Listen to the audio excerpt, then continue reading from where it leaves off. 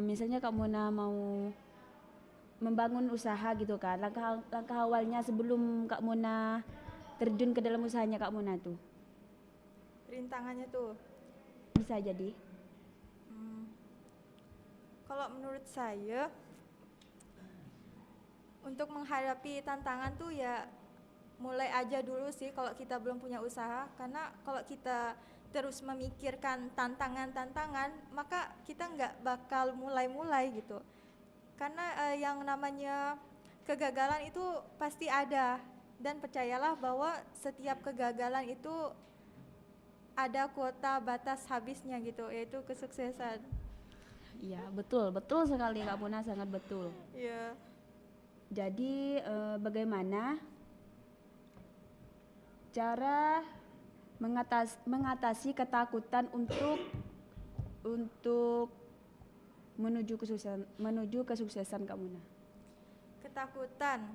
Kan pasti ada tuh orang-orang mau mau membuka usaha pasti takut takut takut bangkrut, takut gak laku jualannya gitu. Kalau menurut saya cari komunitas, karena itu yang akan membantu menyemangati kita gitu, karena orang-orang yang udah sukses gitu di dalam komunitas maka dia akan saling support, karena dia juga pernah berada di posisi awal seperti kita gitu. Jadi dia akan terus mendukung kita, dia akan memberikan pengarahan kepada kita. Oh ya, dan satu, kita pentingnya mencari mentor gitu. Kalau kita udah dapat mentor, maka dia akan membantu kita, membimbing kita dari awal hingga kita bisa mencapai titik kesuksesan atau tujuan yang ingin kita capai gitu. Kak Muna, Ya. apa yang ada di pikiran Kak Muna? Kenapa Kak Muna ingin sukses?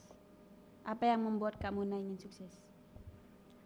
Kalau menurut saya ya, semua orang itu pasti ingin sukses ya. Betul sekali. Dan tujuannya itu yang membuat berbeda-beda.